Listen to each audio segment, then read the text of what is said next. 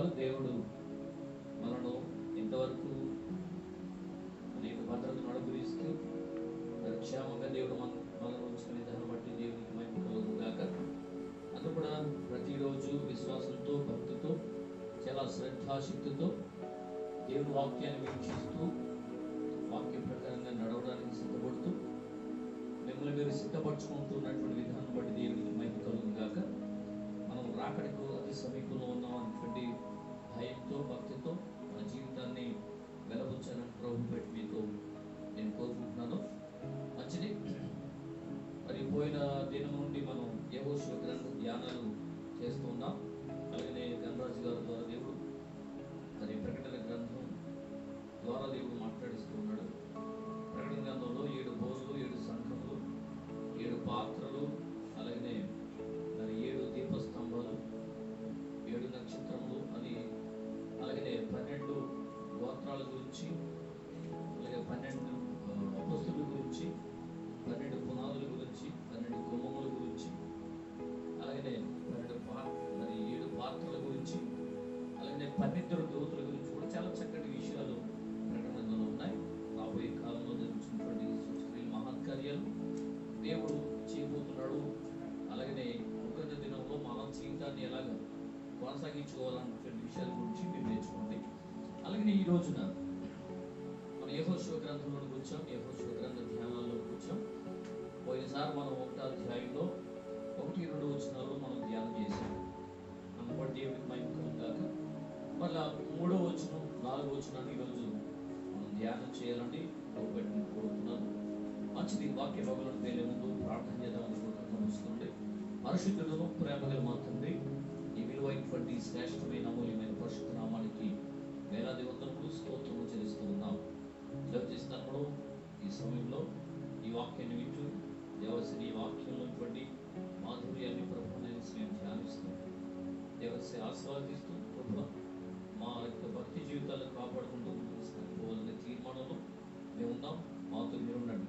బలమైన కార్యాలు జరిగించండి. వెనుకల చెవి, గ్రహించగల మనసు మాకు దయచేయమని యేసు నామమున ప్రార్థించి వేడుకొంచున్న మా ప్రభుత్వం. ఆమేన్. హల్లెలూయా. మంచిది.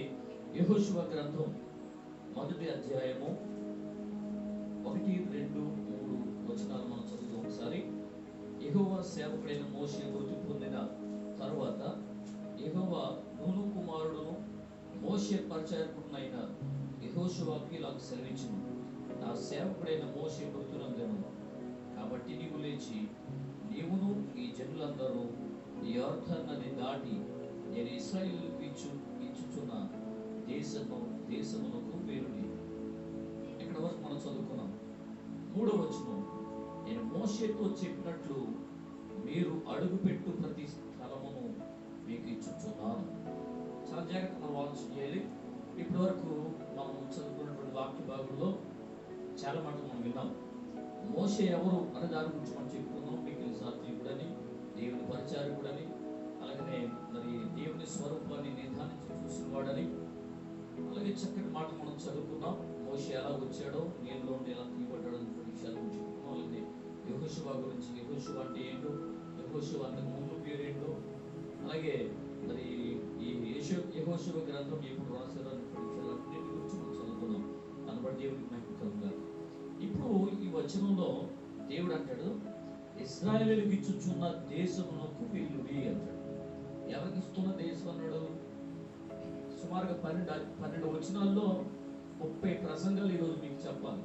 ఇక్కడ కింద వచ్చిన 12వ వచనం వరకు మీరు చదివితే 11వ వచనం వరకు 30 ప్రసంగాలు ఉన్నాయి దీంట్లో. కాబట్టి ఏంటని మనం చెప్పుకుంటాం. కాబట్టి చాలా విపులంగా దేవుని వాక్యం మీరు వినాలని ప్రభువు కోరుతున్నారు. ఇశ్రాయేలుకు ఇచ్చుచున్న దేశం అన్నాడు. ఇశ్రాయేలు అంటే ఎవరు? ఇశ్రాయేలు అంటే యాకోబు ఎబెక్రేలు దగ్గర ప్రార్థన చేస్తున్నాడు. ఒక్కడిగా ఉన్నటువంటి యాకోబు 2 సేనలను కూడా పంపించేసిన తర్వాత ఒక్కడిగా మిగిలినటువంటి యాకోబు, అంతకు ముందు మామగారి దగ్గరికి వెళ్ళినప్పుడు తండ్రి యొద్ద నుండి వెళ్ళిపోతున్నటువంటి సమయంలో ఒక్కడిగా మిగిలినప్పుడు దేవుడు అతనికి దర్శనం ఇచ్చాడు, అతనితో మాట్లాడాడు. నువ్వు వెళ్ళు, ప్రతి స్థలమును నేను నీకు ఇవ్వబోతున్నాను, నువ్వు అడుగు పెట్టే ప్రతి స్థలమును నేను నీకు ఇవ్వబోతున్నాను అని చెప్పి, అలాగే నేను గొప్ప జనముగా చేస్తానని దేవుడు చెప్పి, నేను వెళ్ళి ప్రతి స్థలంలో నేను నీకు తోడుగా ఉంటాను, మళ్ళా క్షేమంగా ఈ స్థలానికి నడిపిస్తానని యాకోబుకి చెప్పాడు. ఆ చెప్పిన తర్వాత యాకోబు తన మామగారి దగ్గరికి వెళ్ళాడు. అక్కడ మరి దేవుని ఆశీర్వాదాన్ని పొందుకున్నాడు. 2 సేనలుగా దీవించబడి మళ్ళా తిరిగి వచ్చాడు. ఎబ్బేకరు దగ్గర 2 సేనలు కూడా పంపించేసి ఒక్కడిగా మిగిలి ఆ దేవదేవుని దర్శనాన్ని చూసి ఆయన పాదాలు పట్టుకుని బ్రతిమాలుచున్నాడు. ఆ రాత్రంతా పెనుగులాడాడు. నీవు నన్ను ఆశీర్వదిస్తేనే గాని నేను నిన్ను విడిచిపోను అని చెప్పాడు. అప్పుడు దేవుడు అంటాడు, నీ పేరేంటి అని అన్నాడు. నా పేరు యాకోబు అని బదులిచ్చాడు. అయితే దేవుడు అన్నాడు, ఇక మీదట నీ పేరు యాకోబు అనబడదు, ఇక మీదట నీ పేరు ఇశ్రాయేలు అన్నాడు. ఇశ్రాయేలు అనే మాటకు అర్థం దేవుడు సొత్తైన జనాంగము అని అర్థం. కాబట్టి చాలా జాగ్రత్తగా ఆలోచన చేయాలి. దేవుని దగ్గర పాప క్షమాపణ వ్యక్తమై కన్నీళ్లు కాచి విశ్వాసంతో భక్తితో ఎవరు హృదయపూర్వకంగాను మనపూర్వకంగాను నేను పాపినని గ్రహించి పాపినని మారుమనసు పొంది ఎవరైతే దేవునికి ప్రతిష్ఠిత జనముగా మారిపోయారో వారే ఇశ్రాయేలీయులని దేవుడు వాక్యం సెలవిస్తోంది. వారికి దేవుడు ఒక దేశాన్ని సిద్ధం చేశాడని దీన్ని బట్టి మనకు అర్థమవుతుంది. అయితే దేవుడు అంటాడు, ఇశ్రాయేలీయులకు ఇచ్చుచున్న దేశమునకు వేలుడు అని చెప్పినటువంటి విషయాన్ని గురించి మనం చెప్పుకున్నాం. మంచిది. ఇప్పుడు ఇంకొక 3వ వచనంలోకి మనం వెళ్తున్నాం. నేను మోషేతో చెప్పినట్లు మీరు అడుగుపెట్టు ప్రతి స్థలమును మీకు ఇచ్చుచున్నాను. చాలా ఇంపార్టెంట్ మాట ఇది. ఎవరితో చెప్పాడు దేవుడు? మోషేతో చెప్పాడు. చూద్దాం పరిశుద్ధ గ్రంథంలోంచి చూద్దాం. నిర్గమకాండం 3వ అధ్యాయము 8వ వచనం. నిర్గమకాండం 3వ అధ్యాయము 8వ వచనం ఒకసారి ధ్యానం చేద్దాం.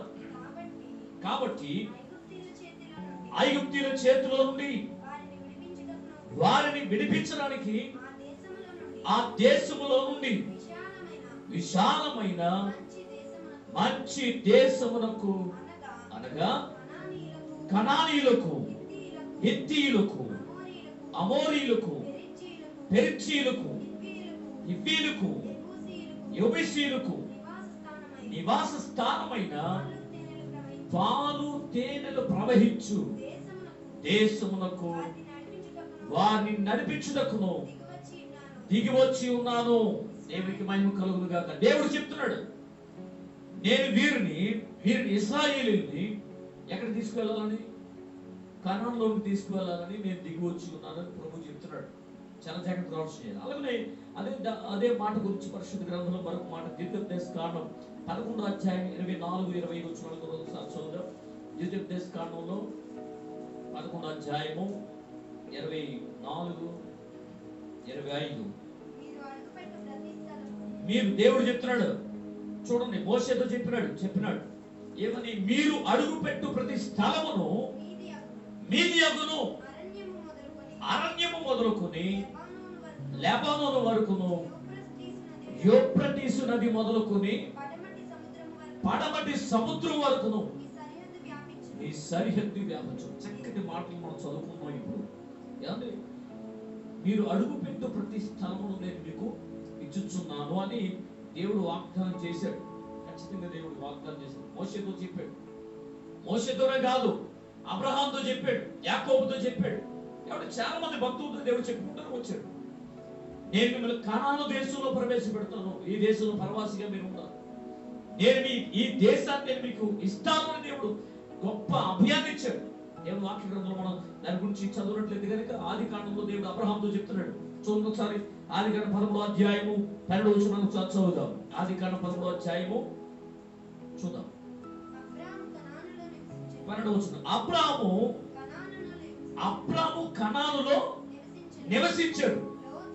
ఆ లోతు ఆ మైదానమందున్న పట్టణముల ప్రదేశంలో కాపురం ఉండి సొదొమ దగ్గర తన గుడారం వేసుకున్నాను. చాలా జాగ్రత్తగా. ఈ రోజు మనం టీవీ ఆన్ చేసినా లేకపోతే సెల్ ఫోన్ ఆన్ చేసినా ఇజ్రాయెల్ చరిత్ర గురించి మనం మాట్లాడుకుంటున్నాం.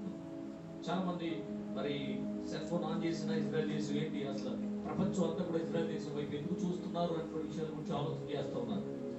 దేవుడు వాగ్దత్త దేశంలో వాళ్ళని ప్రవేశపెడతానని చెప్పి వారిని ప్రవేశపెట్టాడు. కాబట్టి దాన్ని బట్టే లోకమంతా చరిత్ర దాన్ని బట్టే ఉంది. అయితే మరి ఈ రోజున ఇశ్రాయేలుకి ఒక దేశాన్ని దేవుడు ఇచ్చేశాడు సొత్తుగా. దాని గురించి మనం ఈ రోజున చాలా విషయం తెలుసుకుపోతున్నాం. చరిత్రలో మనం వెళ్తున్నాం కాబట్టి చాలా విపులంగా దేవుని వాక్యాన్ని ప్రచురణ చేయాలని కోరుతున్నాం. మెసొపొతామియాలో ఉన్నప్పుడు ఎవరు ఊరన్నిటి ప్రాంతంలో ఉన్నప్పుడు దేవుడు అబ్రహాముని పిలిచాడు. నిన్ను గొప్ప జనముగా చేయబోతున్నాను దేవుడు చెప్తూ ఉన్నాడు. దేవుని వాక్యంలో మరి ఆదికాండం 12వ అధ్యాయంలో మనం చదువుతూ కనుక మరి దేవుడు అబ్రహాముతో మాట్లాడుతున్నాడు. ఏమని చూద్దాం. ఆదికాండం 12వ అధ్యాయము 12వ అధ్యాయంలో మొదటి రోజు 6వ రోజు. అప్పుడు అబ్రాము షెకెమునందలి ఒక స్థలము దాకా ఆ దేశ సంచారము చేసి చేరెను. అప్పుడు కనానీయులు ఆ దేశంలో నివసించారు. దేవుడు చెప్తున్నాడు అబ్రహాముతో, అబ్రహామా నీవు ఈ కనాను దేశంలో నివాసం ఉన్నావు కాబట్టి ఈ దేశాన్ని పరవాసిగానే ఉన్నావు, కానీ ఈ దేశాన్ని నీకు స్వాస్థ్యం ఇస్తానని దేవుడు చెప్పాడు. తన తండ్రితో, తన బంధువులతో, తన ఊరు వారితో నివాసం ఉంటున్నటువంటి అబ్రహాము దేవుడు పిలిచాడు, బయటకు రమ్మన్నాడు. రా, నేను గొప్ప జన్మగా చేయబోతున్నాడు. దేవుడు గొప్ప వాక్కు అతనికి ఇచ్చాడు. అయితే ఆకాశ నక్షత్రం వలని సంతానాన్ని నేను విస్తరింపజేస్తానన్నాడు. అందుకని దేవుడు ఏ దేశమో చెప్పలేదు, ఏ ప్రాంతమో చెప్పలేదు. నేను చూపించే దేశానికి రా అన్నాడు. వెంటనే సమస్తాన్ని విడిచిపెట్టేసి వచ్చేసాడు. ఈరోజు ఎంతమంది దేవుని వెంబడించగలరు? దేవుని మాట విని సమస్తాన్ని విడిచిపెట్టి రాగలరు? ఏమంటే ఆస్తి, ఐశ్వర్యం, పేరు ప్రఖ్యాతులు, ఉద్యోగం, ఏమంటే అధికారం, ఇవన్నీ వదులుకుని దేవుడు చూపించే ప్రాంతానికి మనం వెళ్ళగలమా? కానీ అబ్రహాము అసలు నిజంగా చెప్పాలి అంటే సమస్తాన్ని విడిచిపెట్టి తన భార్యను, తనకు కలిగినటువంటి సమస్తాన్ని మరి తీసుకుని బయలుదేరిపోయాడు. మనం చాలా జాగ్రత్తగా ఆలోచించాలి. ఎందుకంటే దేవుడు నేను గొప్ప జనముగా చేస్తానన్నాడు. అబ్రహాము సంతానం లేదు అప్పటికి. దేవుడు అంటున్నాడు నేను గొప్ప జనముగా చేస్తాను, నీకు సంతానం ఇస్తాను దేవుడు చెప్పాడు. అయితే అప్పుడు కనానీయులు ఆ దేశంలో నివాసం చేస్తున్నారు. వారెవరు అంటే మనం దాన్ని చదువుకున్న మాటలు ఉన్నారు. వారు ఏమని నిర్గమాకాండం 3వ అధ్యాయంలో ఎవరు వాళ్ళు చూద్దాం. నిర్గమాకాండం 3వ అధ్యాయంలో కనాను దేశంలో నివాసం ఉండే వాళ్ళు ఎవరో చూద్దాం. 3వ అధ్యాయం 8వ వచనం చదవండి ఒకసారి. కాబట్టి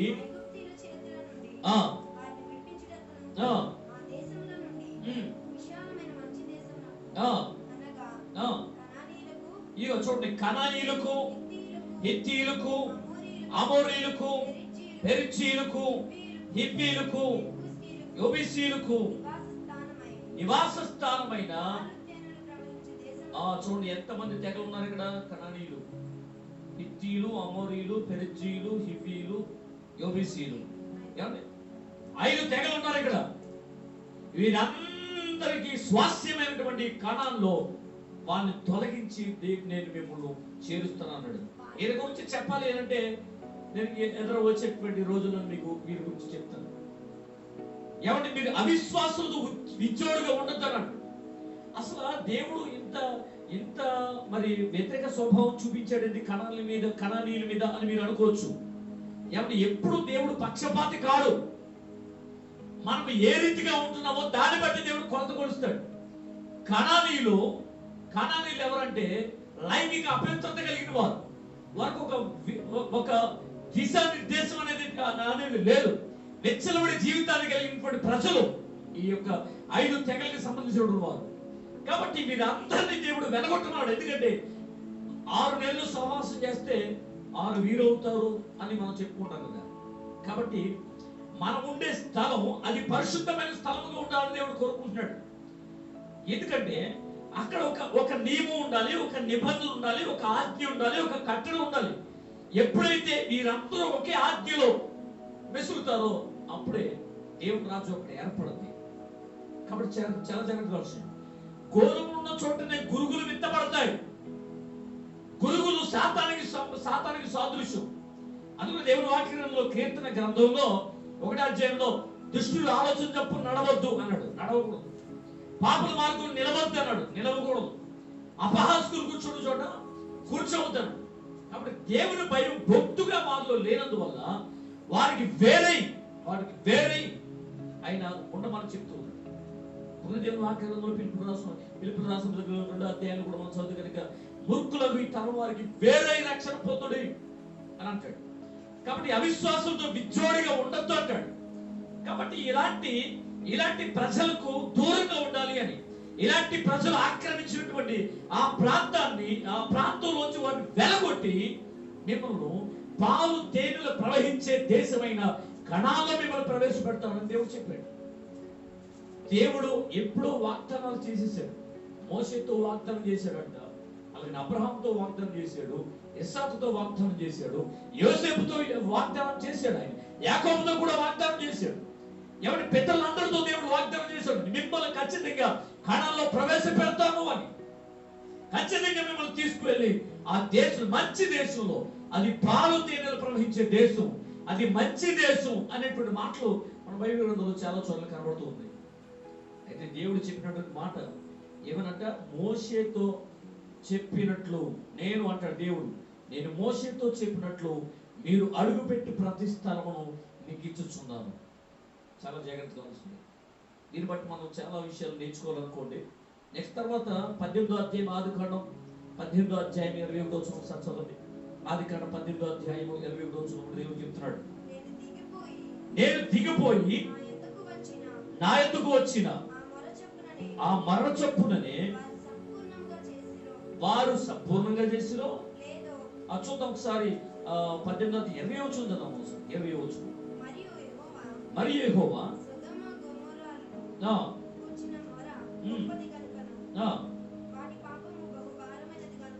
అంతకు ముందుగా ఉన్నటువంటి వచనం మనం చదువుదాం ఒకసారి.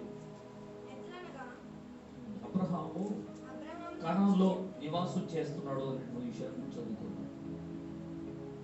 చూద్దాం. పరిశుద్ధ గ్రంథంలో లోతుకు వేరే కనానులో గుడారం వేసి 18వ అధ్యాయం 20 అంతకు ముందు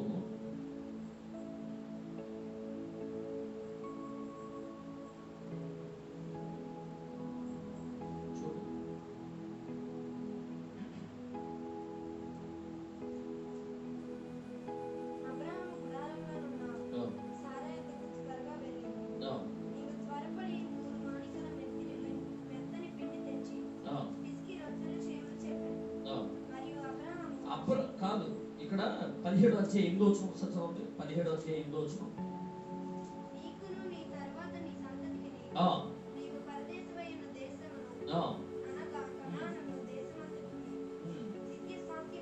ఇక్కడ అంటాడు ఏమనంటే, నీకు నీ పితరుల తర్వాత నీ సంతతికి, నీ తర్వాత నీ సంతతికి నీవు పరదేశివై ఉన్న దేశమును అనగా కనానును దేశమంతటిని నిత్య స్వాస్యముగా ఇచ్చి వారికి దేవుడునై ఉందనని అతనితో చెప్పాను. దేవునికి స్తోత్రం, హల్లెలూయా. అయితే ఈ మాట చెప్పిన తర్వాత ఏమంటే, ఆ తర్వాత ఈ కనాన్లో లోతుకి వేరే కనాన్లో ఏం చేశాడంటే గుడారం వేసుకున్నాడు అనేటువంటి మాట మనం చదువుతాం. దేవుడు చెప్తున్నాడు, ఇదిగో ఈ దేశంలో నువ్వు పరవాసిగా ఉన్నావు, మళ్ళా నేను ఈ దేశానికి నేను నిన్ను నిత్య స్వాస్థ్యముగా ఈ దేశాన్ని నేను ఇచ్చేస్తానని దేవుడు చెప్తున్నాడు. అందును బట్టి ఏమంటే ఈ అబ్రహాము తన భార్య చనిపోతే, శారా చనిపోతే ఏం చేశాడంటే చూద్దాం. 49వ అధ్యాయంలో 49వ అధ్యాయము ఆదికాండం 49వ అధ్యాయం 30వ వచనం సంవత్సరం ఒకసారి 49:30లో ఇక్కడ హిత్తీయుడగు ఎఫ్రోను భూమి అందున్న గుహలో నా తండ్రుల యొద్ద నన్ను పాతిపెట్టుడి. ఆ గుహ కనాను దేశమందరి చెప్తున్నాడు, యాకోబు చెప్తున్నాడు. ఇది చూడండి, పితరులు అందరూ కూడా ఎక్కడ పాతి పెట్టబడ్డారు అని అంటే కనానులోనే అని దాన్ని బట్టి మనకు అర్థమవుతుంది. హిత్తీయుడైన ఎఫ్రోను భూమి అందున్న గుహలో నా తండ్రుల యొద్ద నన్ను పాతిపెట్టుడి. ఆ గుహ కనాను దేశమందలి మమ్రే ఎదుటనున్న మక్పేల పొలములో ఉన్నది. అబ్రహాము దానిని, ఆ పొలమును హిత్తీయుడగు ఎఫ్రోను యొద్ద శ్మశాన భూమి కొరకు స్వాస్యముగా కొనెను. చాలా జాగ్రత్తగా వచ్చింది. ఇదే ఆధారం కనాను దేశంలో అతడు స్వాస్యంగా పొందడానికి. కాబట్టి చాలా జాగ్రత్త, ఆక్రమించుకోలేదు, డబ్బు ఇచ్చి వెల ఇచ్చి ఏమంటే ఆ ప్రాంతాన్ని కొనుక్కున్నాడు. కాబట్టి ఇప్పుడు స్వాస్యం ఎవరైంది? అబ్రహాము సంతానాన్ని చాలా జాగ్రత్తగా ఆలోచించండి. అబ్రహాము సంతానం వారందరూ కూడా పాతి పెట్టబడినటువంటి స్థలం ఎక్కడంటే కనాన్లో. ఇప్పుడు పితరులు ఉన్నటువంటి సమాధులు ఉన్నటువంటి ప్రాంతం కనాను అని మనకు అర్థమవుతుంది. చాలా జాగ్రత్తగా ఆలోచించండి. ఇప్పుడు మనం చాలా కొన్ని సంవత్సరాలు మనం ఇతర దేశంలో ఉంటే కనుక అక్కడ పౌరసత్వం వచ్చేస్తారు.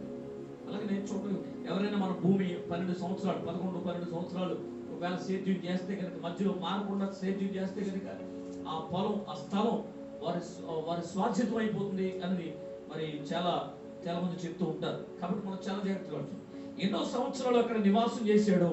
హెబ్రోనులోను మమ్రేలోను నివాస గుడారం వేసుకున్నాడు అనేటువంటి విషయాల గురించి మనకి చాలా అర్థమవుతూ ఉన్నాయి. సరే మంచిది. ఏదేమైనా కనాను దేశాన్ని వెల ఇచ్చి కొంత భాగాన్ని కొనుక్కున్నాడు అబ్రహాం గారు. దాన్ని బట్టి మనం చాలా జాగ్రత్తగా ఆలోచించాలి. దేవుడు పాలు తేనెలు ప్రవహించే దేశంలో ప్రవేశపెడతాను అన్నప్పుడు మళ్ళా తర్వాత యోసేపు కాలంలో వాళ్ళందరినీ కూడా యోసేపు గారు ఎవరి ఫరోతో మాట్లాడి ఐగుప్తులో తీసుకొచ్చేసాడు. ఐగుప్తులోంచి విడుదల పొందడానికి 430 సంవత్సరాలు అయిపోయింది. వారి పితరులు అందరూ కూడా చనిపోయారు. తర్వాత వారి సంతానం అంతా కూడా బయలుదేరారు. ఎర్ర సముద్రం దాటుకుని 40 సంవత్సరాల అరణ్య యాత్ర చేసి తర్వాత ఇప్పుడు బయర్నబా దగ్గరికి వచ్చేసారు. అయితే ఈ యెహోషువ వారందరినీ కూడా సిద్ధపరుస్తున్నాడు, అందరిని కూడా వ్యూహపరుస్తూ ఉన్నాడు, అందరిని కూడా ధైర్యపరుస్తున్నాడు అనే విషయాల గురించి మనం చదువుతూ ఉన్నాం. దేవుడేమో మీరు అడుగుపెట్టే ప్రతి స్థలాన్ని నేను మీకు ఇస్తాను అని దేవుడు చక్కగా వారికి తెలియజేసేసాడు. అందుని బట్టి మనం చాలా జాగ్రత్తగా ఆలోచించాలి. నెక్స్ట్ తర్వాత దేవుడు వాక్య గ్రంథంలో మనం చదువుతూ కనుక అడుగుపెట్టి ప్రతి స్థలమును నేను మీకు ఇచ్చుచున్నాను అన్నాడు. దీన్ని బట్టి చాలా సంతోషం వచ్చేస్తుంది అమ్మకి కూడా. దేవుడు బైబిల్ గ్రంథంలో అడుగుపెట్టిన ప్రతి స్థలం ఇస్తా అన్నాడు కదా అని చెప్పి ప్రతి చోటకి వెళ్ళిపోయి ఇది నాదే అని కూర్చోను అనుకోండి, వాడు గొడవ జరుగుతాయి. చాలా జాగ్రత్తగా ఆలోచించాలి. భూ వివాదాలు మనం చూస్తుంటే ఎవరి కోర్టులో ఎన్నో కేసులు ములుగుతూ ఉన్నాయి. ఒక రాజు దగ్గరికి వెళ్ళి పరాయి దేశం వెళ్ళి అక్కడ చాలా గొప్ప పంట పండిస్తున్నారంట. ఒక సామెత మీకు అర్థమవ్వాలని చెప్తున్నాను. చాలా గొప్ప పంటలు పండిస్తున్నారంట. ఎక్కడ చూడనటువంటి విధంగా ఆ దేశంలో విస్తారమైన పంటలు పండుతూ ఉన్నాయి. అక్కడ ఈ వ్యక్తి వెళ్ళినటువంటి వ్యక్తి రాజుగారి దగ్గరికి వెళ్ళి, రాజుగారు నేను మీ దేశంలో కొంత భూభాగం నాకు ఇప్పిస్తే నేను పంట పండించుకుంటాను అని రాజుగారిని అడిగాడంట. అప్పుడు ఆ రాజుగారు అన్నారంట, బాబు అంతకన్నా గొప్ప భాగ్యం ఏముంది, మా దేశం సువిశాలమైనటువంటి దేశం, నీకు ఎంత కావాలితే ఎంత నువ్వు స్వాస్థ్యంగా పొందుకో, అది నేను నీకు ఇస్తాను అని అన్నాడు. ఒక మైదానం అనేటువంటి ఒక గొప్ప పొలాలు ఉన్నటువంటి ప్రాంతాన్ని తీసుకువెళ్ళి అతనితో చెప్తున్నాడు, ఇదిగో సూర్యుడు ఉదయించిన కాడి నుండి అస్తమించే లోపు నువ్వు ఎంత దూరం అయితే నడుచుకుని వెళ్తామో అక్కడి నుంచి మళ్ళా అస్తమించే లోపు మళ్ళా వచ్చే. ఇప్పుడు ఎక్కడ దాకా వెళ్తావో అక్కడ ఒక కర్రపాతి మళ్ళా తిరిగి వచ్చే. పొద్దుకూకేటప్పటికి అంటే సూర్యుడు అస్తమించే లోపుగా మళ్ళీ ఎక్కడి నుంచి స్టార్ట్ అయ్యో అక్కడికి వచ్చేయి. అప్పుడు ఆ భూభాగం అంతా నేను నీకు స్వాస్థ్యంగా ఇచ్చేస్తానని రాజుగారు చెప్పారంట. ఇంకా మనోడుకు చూసుకోండి, ఇంక ఎప్పుడు తెల్లారుద్దా అనుకున్నాడు. తెల్లారుగానే పొత్తు పొడిచిన వెంటనే బయలుదేరిపోయాడు. ఏమండి, పరిగెత్తుకుంటూ ఎంత ఆశ మానవునికి. లోకమంతా మాకే కావాలనుకునే వాళ్ళు చాలా మంది కదా. ఇప్పుడు కొంత భూమి ఇవ్వండి అని అడిగిన వాడు ఏం చేశాడు తెలుసా? ఉదయాన్నే లేచిన వెంటనే పరిగెత్తుకుంటూ వెళ్ళిపోతున్నాడు. ఇంకా మధ్యాహ్నం అయింది. మధ్యాహ్నం అయిన తర్వాత ఏం చేయాలి వీడు? అమ్మో చాలా దూరం వచ్చేసాను, ఇంత చాలు అని చెప్పి మళ్ళా తిరిగి వెనక్కి వచ్చేయాలి కదా. ఒక 10 ఎకరాలు 20 ఎకరాలు అంత దూరం పరిగెట్టాడు అనుకోండి, మళ్ళా తిరిగి వచ్చేస్తే బాగుంది కదా. ఇంకా పరిగెడితే ఇంకా వస్తుంది కదా అని పరిగెత్తుకుంటూ వెళ్ళాడు. ఏమండి, ఇంకా తర్వాత ప్రొద్దుకుంటుపోతుందని తెలిసి మళ్ళా వెనక్కి అక్కడ కర్రపాతి మళ్ళా వెనక్కి పరిగెత్తుకుంటూ వస్తున్నాడు. పరిగెత్తుతూ ఏమండి ఓపిక లేక, ఏమండి శక్తి లోపించి ఒంట్లో ఉంటుండే నీరంతా పోయి, ఏమండి ఆవేశం ఎక్కువైపోయి, ఏమండి చాలా నీరసించిపోతూ పరిగెత్తేవాడు నడుచుకుంటూ అలా సమస్యలు పోతూ ఏమైనా సరే వెళ్ళాలి, ప్రాకులాడుతూ పరిగెత్తుకుంటూ, ఏమండి కిరికి రాజుగారు ఉన్నటువంటి ఆ స్థలానికి ఎక్కడి నుంచి స్టార్ట్ అయ్యాడో అక్కడికి వచ్చేసి రాజుగారు కాళ్ళ మీద పడి చచ్చిపోయాడు. చాలా జాగ్రత్తగా వస్తుంది. బైబిల్లో ఒక మాట రాయబడింది, ఒకడు లోకమంతా సంపాదించుకుని వాడి ప్రాణం పోగొట్టుకుంటే వాడికి ఏం గతి, ఏ ప్రయోజనం? ఆ రాజుగారు అన్నాడు, రే బాబు అక్కడ పక్కన వదిలిపించాడు. చాలా దూరం వెళ్ళాడు, చాలా ఎకరాలు దాటుకుంటూ వెళ్ళిపోయాడు. అదంతా ఇతనిదే, కానీ ఇతను శ్వాసంగా పొందుకోవడానికి అతను ప్రాణం మాత్రం అతనిలో లేదు. వీడికి 6 అడుగులు కొయ్యి తీసి దాంట్లో కప్పెట్టింది అన్నాడు. చాలా జాగ్రత్తగా వస్తుంది. దేవుడు మనం అడుగు పెట్టి ప్రతిస్తాము, దేవుడు మనకి ఇస్తాడు. అయితే అడుగు పెట్టిన ప్రతిష్టానంలో ఇచ్చేస్తాడు అంటే దేవుడు వాక్య ప్రకారంగా మనం జీవించాలి, అప్పుడే వారికే ఇస్తాడు. దేవుడు వాక్య ప్రకారంగా మనం నడిస్తే ఖచ్చితంగా మనం అడుగు పెట్టిన ప్రతి స్థలాన్ని దేవుడు మనకి ఇస్తాడు. ఇశ్రాయేలుకి స్వాస్థ్యంగా కనాను దేశం ఇచ్చాడు. ఈ దేవుడు మనం నమ్మి ఆరాధించే దేవుడు ఏదైతే కావాలని మనం కోరుకున్నామో అది ఖచ్చితంగా దేవుడు మనకి స్వాస్థ్యంగా ఇస్తాడు. ఈ మాట సత్యం. అయితే ఎవరికి దేవుడు అడుగుపెట్టే ప్రతి స్థలాన్ని స్వాస్థ్యంగా ఇస్తాడు అంటే పరిశుద్ధ గ్రంథంలో కొన్ని మాటలు మనం ధ్యానం చేయాలి. చూద్దాం పరిశుద్ధ గ్రంథంలోంచి కీర్తన గ్రంథం చూద్దాం. కీర్తన గ్రంథం 37వ అధ్యాయము, కీర్తన గ్రంథం 37వ అధ్యాయము 22వ వచనం. దేవుడు మనం అడుగు పెట్టే ప్రతి స్థలం దేవుడు మనకి ఇవ్వాలి అని అంటే అబ్రహాము, ఇస్సాకు, యాకోబు వారి పిల్లలు అందరూ కూడా విశ్వాసంతో భక్తితో వారు జీవించారు. వారి వారి తర్వాత వారి పిల్లలు అనుభవించేటట్లుగా దేవుడు కనాను దేశాన్ని దేవుడు ఈ రోజున వారి స్వాస్థ్యంగా ఇచ్చేశాడు. చదవండి. యెహోవా ఆశీర్వాదము నొందిన వారు భూమిని స్వతంత్రించుకుంటారని వాక్యం చెప్తుంది. ఇప్పుడు చెప్పండి, అడుగుపెట్టే ప్రతి స్థలమును నేను మీకు ఇస్తాను అని అంటే ఎవరికి ఇస్తాడు ఆయన? స్వాస్థ్యంగా దేవుని చేత ఆశీర్వదించబడిన వారికి భూమి దిగంతాల వరకు పూర్తిగా ఇస్తాడు. ఈ మాట సత్యం. దేవుని చేత ఆశీర్వదించబడాలి. ఒక్కడికి వెళ్ళినటువంటి యాకోబు, నీవు నన్ను ఆశీర్వదిస్తేనే కానీ నేను నిన్ను విడిచిపోనన్నాడు. ఖచ్చితంగా దేవుడు ఏమంటే యాకోబుకి భూమిని స్వాస్థ్యంగా ఇచ్చాడు. చాలా జాగ్రత్తగా వచ్చింది. అందుకని దేవుడు వాక్యంలో యెషయా గ్రంథంలో మనం చదువుతాం కనుక యెహోవా దేశంలో తనకు ఆశీర్వాదం కలగవాలని కోరువాడు నమ్మదగిన దేవుడు తనని ఆశీర్వదించవాలని కోరుకున్నాను వాక్యం చెప్తున్నాడు. నీవు దేవుని చేత నువ్వు ఆశీర్వదించబడినటువంటి వ్యక్తిగా నీవు ఉండాలి. ఒకసారి ఎలియాజరు ఏమంటే ఇస్సాకుకి భార్యను సిద్ధపరచడానికి ఏమంటే వెళ్ళినప్పుడు ఏం జరిగింది అని అంటే చూడండి, లాభాను చెప్తున్నాడు. చూడండి ఒకసారి దేవుని వాక్య గ్రంథంలో ఆదికాండం 24వ అధ్యాయం 31వ వచనం. ఆదికాండం ఉదాహరణగా లాభాను చెప్తున్నాడు. ఆ లాభాను యెహోవా వలన ఆశీర్వదించబడిన వాడా లోపలికి రమ్ము, నీవు బయట నిలవనేలా అంటాడు. దేవునికి స్తోత్రం. యెహోవా చేత ఆశీర్వదించబడిన వాడా లోనికి రమ్ము, నువ్వు బయట నిలవనేలా అంటాడు. చదువు. ఇల్లును ఒంటెలకి స్థలమును నేను సిద్ధము చేయించింది. దేవునికి స్తోత్రం. ఇల్లు ఒంటెలకు స్థలం. కాబట్టి మనం ఉండడానికి అలాగనే మనం బస చేయడానికి మనం నివాసం చేయడానికి దేవుడు స్థలాన్ని సిద్ధపరుస్తాడు. దీనివల్ల యెహోవా చేత ఆశీర్వాదం పొందడం వల్ల చాలా జాగ్రత్తగా ఉంటుంది. యెహోవా ఆశీర్వాదం పొందిన వారు భూమిని స్వతంత్రించుకుంటారు అని వాక్యం చెప్తుంది.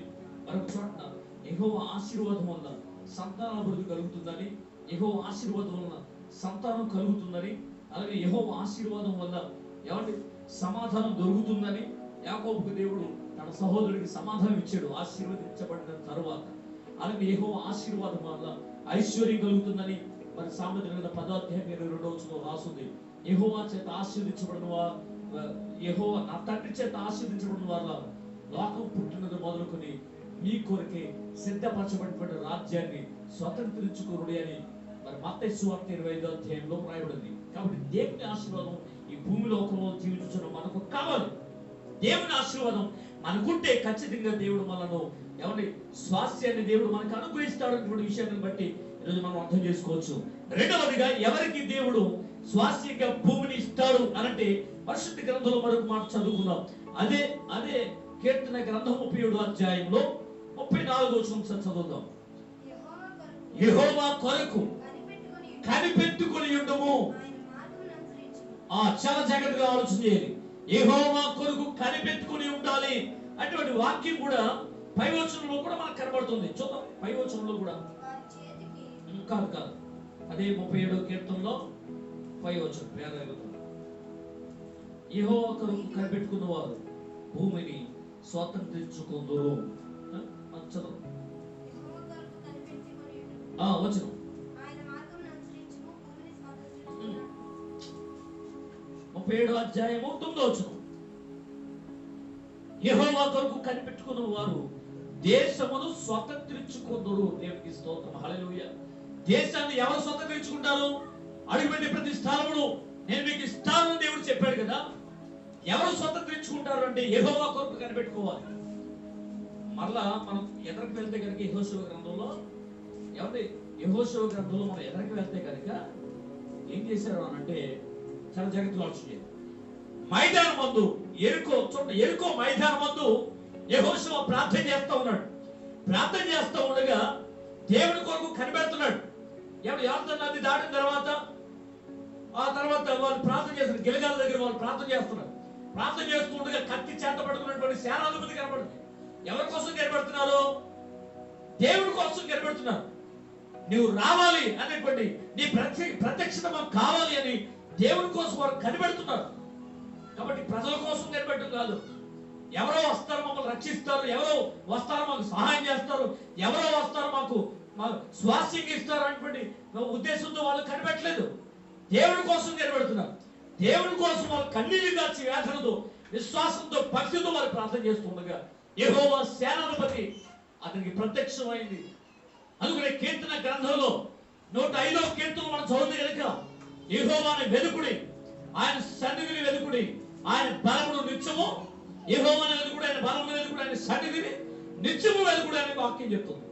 కాబట్టి మనం వెతకవలసింది దేవుణ్ణి. అందుకని యెషయా గ్రంథం 40వ అధ్యాయంలో 37వ వచనంలో యెహోవా కొరకు ఎదురు చూసేవారు నూతన బలం పొందుతారు. కాబట్టి దేవుడి కోసం ఎదురు చూడాలి, ప్రజల కోసం కాదు. ఎవరు వచ్చి మమ్మల్ని రక్షిస్తారు అటువంటి ఆలోచన ఎదురు చూడొద్దు. దేవుడి కోసం ఎదురు చూడాలి. ఏదో వ్యాక్సిన్ వస్తుంది, లేకపోతే ఏదో మందు వస్తుంది, ఎవరో డాక్టర్ వస్తాడు అని మనం ఎదురు చూడడం కాదు ముఖ్యం. దేవుడి కోసం ఎదురు చూస్తే ఖచ్చితంగా దేవుడి కోసం మనం కనబడితే ఆయన ప్రత్యక్షం అవుతాడు. అందుకనే దినవృత్తాంతాలు 28వ అధ్యాయం 9వ వచనంలో సొలొమోను కుమారుడా, నీ తండ్రి యొక్క దేవుడు యెహోవా అందరి హృదయమును పరిశోధించేవాడు, పరీక్షించువాడు, అందరి ఆలోచన యావత్తు పరీక్షించువాడు. కాబట్టి నువ్వు ఆయన తెలుసుకుని హృదయపూర్వకంగా మనపూర్వకంగాను ఆయన వెలికిన ఎడల, ఆయన సేవించిన ఎడల ఆయన ప్రత్యక్షం అవుతాడు అనేటువంటి మాట బైబిల్ గ్రంథంలో మనం చూస్తున్నాం. నువ్వు కనిపెట్టుకోవలసింది దేవుడి కోసం కనిపెట్టు. ఎందుకంటే ఎఫెసీయులకు రాసిన పత్రిక 6:10లో తుదకు ప్రభు యొక్క మహాశక్తిని బట్టి ఆయన బలవంతుడైనడు అంటాడు. ఆయన వల్లే మనం కార్యాన్ని సాధించగలం. ఆయన వల్ల మన యుద్ధంలో జయాన్ని పొందుకోగలం. దేవుడి కోసం కనిపెట్టుకుంటేనే ఖచ్చితంగా దేవుడు భూమిని స్వతంత్రించుకునేటట్లు చేస్తాడు అనేటువంటి విషయాన్ని మనం మర్చిపోదు. అందుకే దేవుని వాక్యంలో చక్కటి మాట, ఎవరికి దేవుడు స్వాస్థ్యం ఇస్తాడు, ఎవరికి స్థానాన్ని ఇస్తాడు, ఎవరికి దేశాన్ని ఇస్తాడు, ఎవరికి స్వాస్థ్యాన్ని ఇస్తాడు అటువంటి విషయాల గురించి మనం చెప్పుకుంటాం, నేర్చుకుంటున్నాం. ఎవరికి ఇస్తాడండి అంటే దేవుడి చేత ఆశీర్వదించబడిన వారు. Point number 1. పాయింట్ నెంబర్ 2, యెహోవా కొరకు కనిపెట్టుకున్న వారికి దేశంలో స్వతంత్రించబడిన ధన్యత దేవుడు ఇస్తాడు అని మనం చదువుకున్నాం. నెక్స్ట్ మరొక మాట చూద్దాం. కీర్తన గ్రంథం 37వ అధ్యాయము 34వ వచనం ఏమని రాస్తుంది చదువుదాం. ఆయన మార్గములను అనుసరించుము, అప్పుడు భూమిని స్వతంత్రించుకున్నట్లు ఆయన నిన్ను హెచ్చించును. మూడవదిగా ఆయన మార్గములను అనుసరించు. ఏం చేయాలి? ఆయన మార్గములను అనుసరించాలి. ఆయన మార్గం ఏది? ఆయన మార్గం ఇర్మియా గ్రంథంలో మనం చదువుతే కనుక 15వ అధ్యాయం అనుకుంటా, అక్కడ పురాతనమైన మార్గములు నిలిచి చూడుడి, ఏది మేలుకరమైన మార్గము, దాన్ని 6వ అధ్యాయం అనుకుంటా చదివితే కనుక అక్కడ రాబడిన విషయం, పురాతనమైన మార్గంలో నిలిచి చూడుడి, ఏది మేలుకరమైన మార్గము దాన్ని విచారించి చూడివి అంటాడు. చూద్దాం వాక్య గ్రంథంలో పురాతనమైన మార్గములలో నిలిచి చూడుడి, ఏది మేలుకరమైన మార్గమో దాన్ని విచారించి కనుగొండి అనేటువంటి మాట కనబడుతుంది.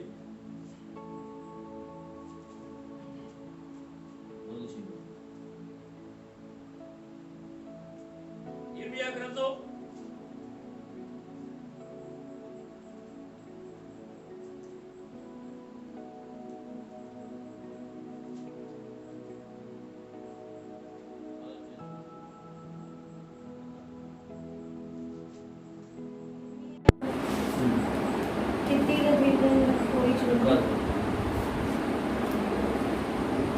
8 దేవునికి స్తోత్రం.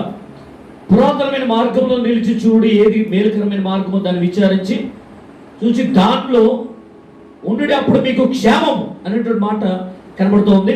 అయితే పురాతనమైన మార్గం ఏది, దేవుడు మన కొరకు ఏర్పాటు చేసినటువంటి మార్గం ఏది అని దాని గురించి మనం ఆలోచన చేయాలి. దేవుడు ఒక మార్గాన్ని దేవుడు మనకు ఏర్పాటు చేశాడు. ఆ మార్గం ఉంటే మనకు క్షేమం. అయితే వేరొక మార్గంలో మనం ఉన్నట్లయితే కనుక ఖచ్చితంగా నరకానికి వెళ్తారని దేవుడు వాక్యం చదివింపులకు చెప్తుంది. కాబట్టి చాలా చక్కగా ఆలోచన చేయండి. ఇర్మియా చాలా చక్కని మాట చెప్పాడు ఆ కాలంలో సిద్కియా రాజుకి, ఇశ్రాయేలు ప్రజలకి. కానీ ఎవరు కూడా ఆ మాటను వారు చెవిని పెట్టలేదు. అయితే మనం చాలా జాగ్రత్తగా ఆలోచన చేయాలి. ఇప్పుడు ఏది మార్గం ఈ లోకంలో? ఏమంటే ఈ ఎడారి వెళ్ళినటువంటి మార్గంలో, అలాగనే మరి ఈ సముద్రమైనటువంటి లోకంలో మనం నడుస్తున్నాం. కాబట్టి ఏంటి మేలుకరమైన మార్గం, ఏది మనం క్షేమంగా నడిపించే మార్గం అనేటువంటి దాని గురించి ఆలోచన చేయాలి. అందుకని భక్తుడు పాట పాడుతున్నాడు, పాపము పోయే మార్గము తెలియక చీకటిలో మనిషి వెదకుచున్నాడు, వ్రతములు పూజలు చేసిన గాని పుణ్యనదులలో మునిగిన గాని పాపము పోదు మోక్షము రాదు, పాపము పోదు మోక్షము రాదు. యేసయ్య మార్గం, ప్రభు యేసయ్య మార్గం, యేసయ్య మార్గం, ప్రభు యేసయ్య మార్గం. రెండు మార్గాలు జీవం మరణం, రెండు మార్గాలు జీవం మరణం, ఒకటే మోక్ష మార్గము యేసయ్య మార్గం, ఒకటే మోక్ష మార్గము యేసయ్య మార్గం, యేసయ్య మార్గం, ప్రభు యేసయ్య మార్గం, యేసయ్య మార్గం, ప్రభు యేసయ్య మార్గం. రెండు మార్గాలు జీవం మరణం. హల్లెలూయా. భక్తుడు చక్కటి పాట పాడుకుంటున్నాడు. కాబట్టి చాలా జాగ్రత్తగా ఆలోచన చేయాలి. ఇప్పుడు మనం అర్థం చేసుకోవాల్సినటువంటి విషయం ఏంటంటే అంటే పురాతనమైన మార్గం ఏది అని దాని గురించి మనం విచారం చేయాలి. ఆయన మార్గమును అనుసరించాలంటాడు. అందుకనే యేసు ప్రభువారు మనందరం పరలోకం వెళ్ళడానికి ఆయన ఒక మార్గాన్ని ఏర్పాటు చేయడానికి లోకానికి వచ్చాడు. దేవుని వాక్య గ్రంథంలో మనం చదువుకుని యోహాను సువార్త 14:6 అంటాడు ఆయన, నేనే మార్గమును సత్యమును జీవమును అది యేసు ప్రభువు చెప్తున్నాడు. అలాగే మత్తయి సువార్త యోహాను సువార్త 10వ మనం చదువుకుని అక్కడ ద్వారమును నేనే, నా ద్వారాను తప్ప ఎవడను తండ్రి యొద్దకు చేరలేడు అని చెప్తాడు ప్రభు. కాబట్టి యేసయ్య మన కొరకే ఏర్పాటు చేసినటువంటి మార్గాన్ని మనం అనుసరించి నడవాలి. దేవుని వాక్య గ్రంథంలో మనం చదువు కనుక శరీరం అనే క్రీస్తు శరీరం అనే తెర ద్వారా మనను ఏకము చేయడానికి యేసు ప్రభువు తన విలువైన రక్తాన్ని చిందించాడన్న విషయాన్ని మనం మర్చిపోవద్దు. కాబట్టి క్రీస్తు మన కొరకే ఒక మార్గాన్ని ఏర్పాటు చేశాడు. అందుకని ఆయన మార్గంలో మనం నడిస్తే కనుక ఖచ్చితంగా దేవుడు మనను ఆయన యొక్క స్వాస్థ్యాన్ని అనుభవించేటువంటి ధన్యత దేవుడు మనకు అనుభవిస్తాడు. అలాగే భూమిని స్వతంత్రించినటువంటి గొప్ప ధన్యతను మనకు అనుభవిస్తాడు.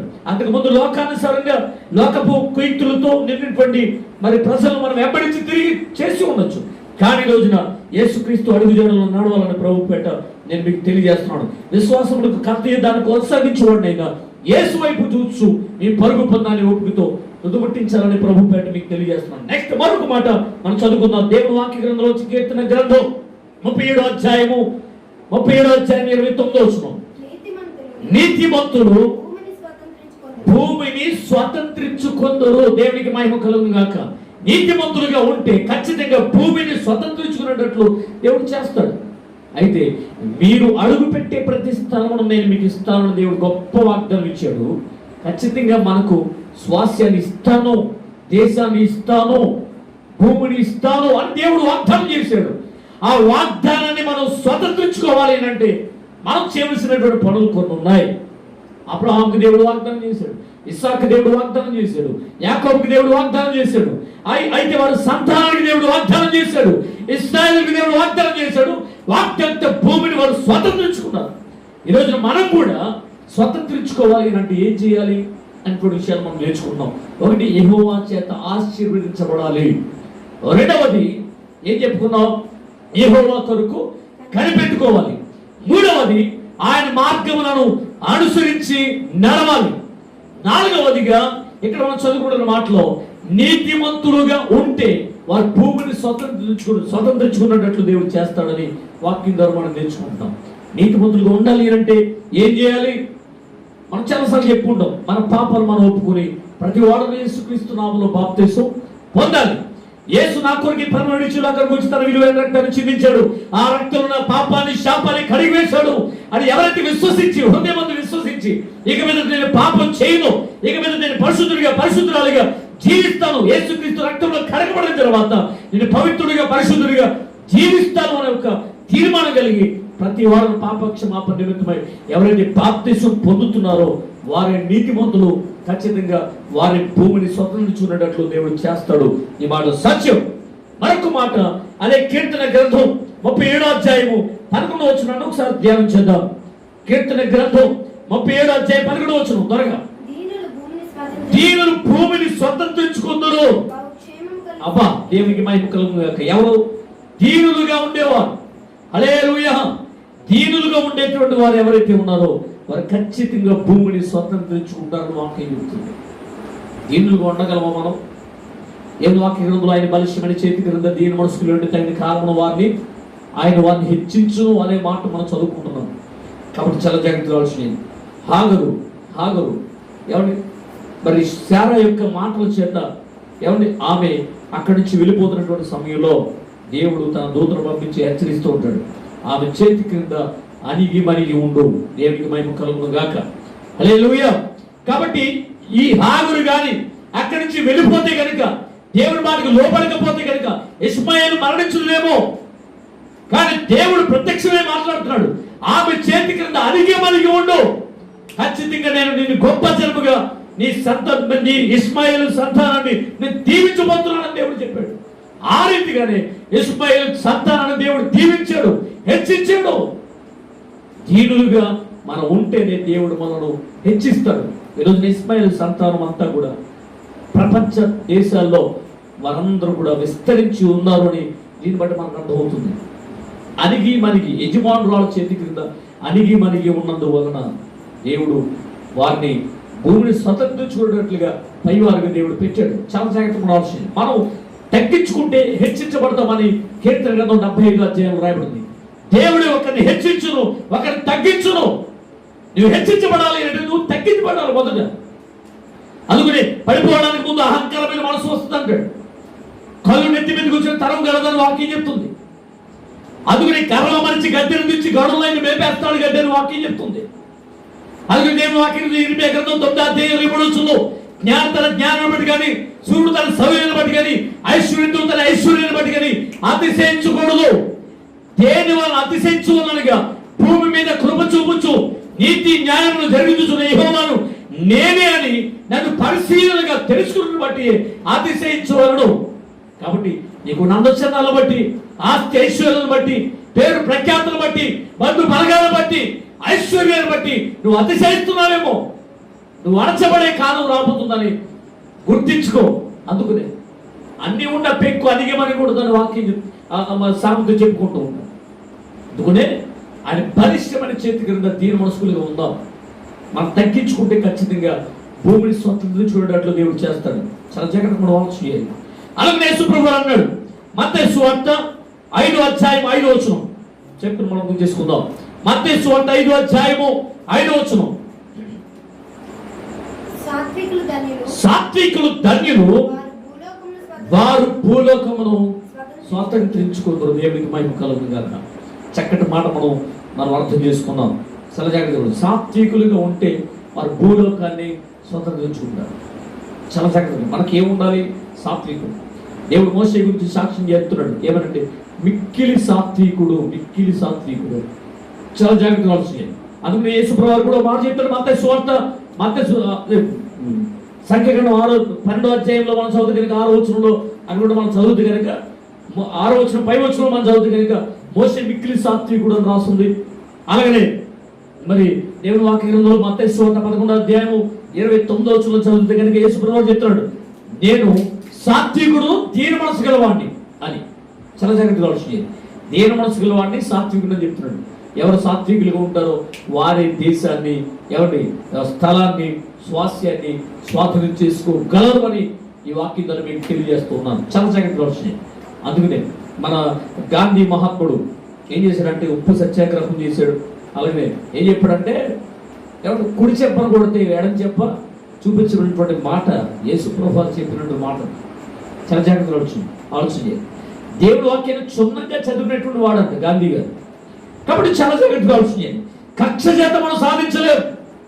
అందుకనే సాత్వికులు ధన్యులు, వారి భూలోకాన్ని స్వతంత్రించుకుంటారు. చాలా జాగ్రత్తగా మనం ఆలోచించాలి.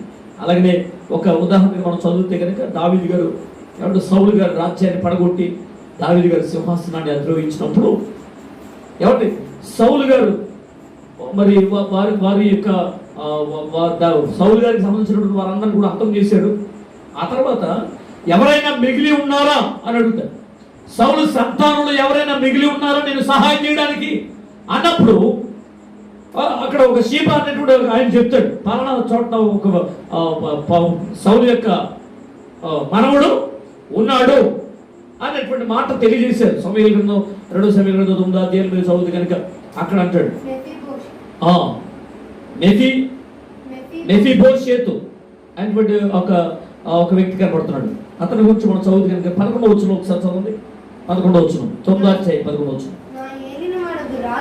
నా ఏలినవాడుగు రాజు తన దాసునికి ఇచ్చిన ఆజ్ఞ అంతటి చొప్పున నీ దాసుడైన నేను చేసేదనని సీబా రాజుతో చెప్పాను. మెఫీబోషెతు రాజకుమారుల్లో ఒకడైనట్టుగా రాజు బల యొద్దనే భోజనము చేయుచుండును. చాలా జాగ్రత్త. పై వచనంలో చదువుతుంది కనుక భూభాగం ఇచ్చాడంట. భూభాగం ఇచ్చాడంటే ఎవరికి? మెఫీబోషెతుకి. ఎందుకు ఇచ్చాడు? ఏమంటే అతను వచ్చి సాత్వికుడుగా ఎవరిని సాష్టాంగపడి మహాప్రభువు నన్ను రక్షించున అని వేడుకుంటున్నాడు. చూడొక్క మాట, ఆ మాట చదవండి. 9వ అధ్యాయము 5వ వచనం.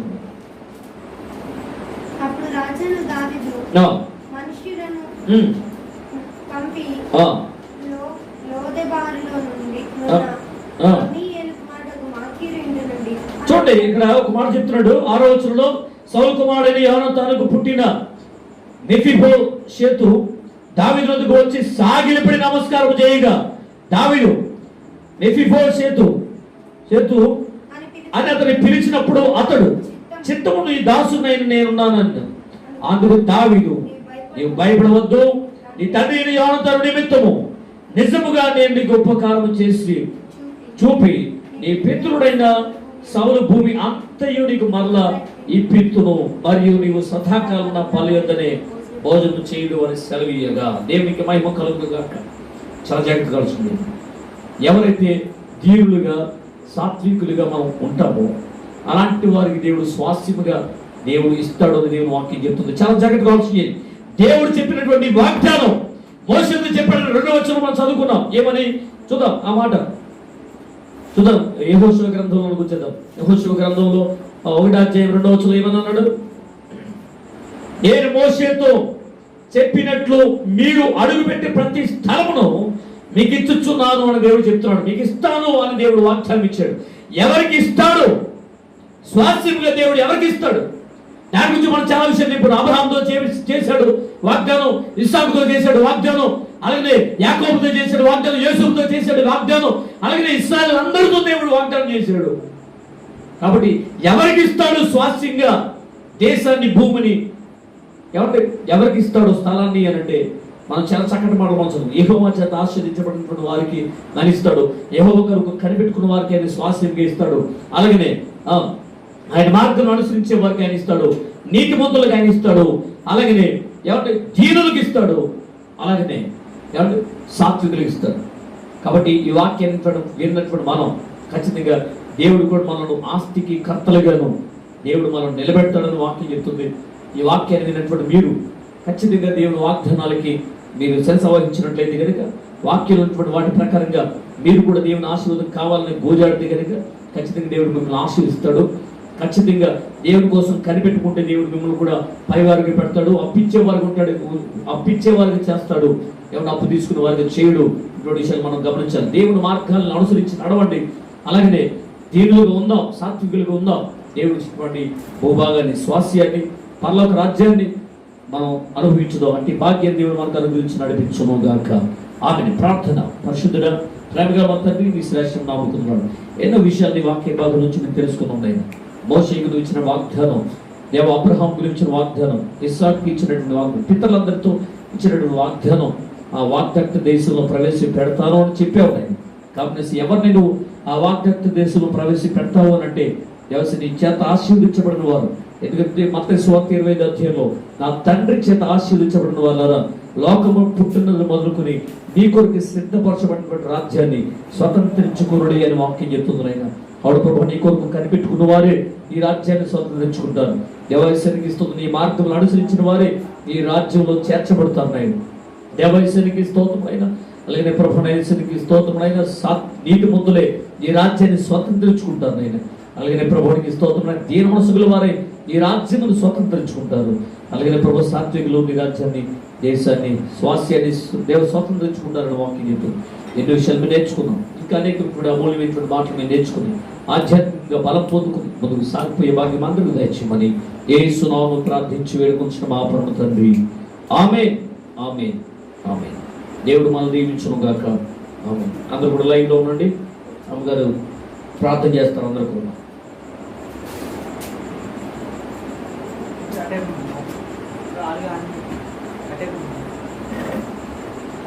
అంటే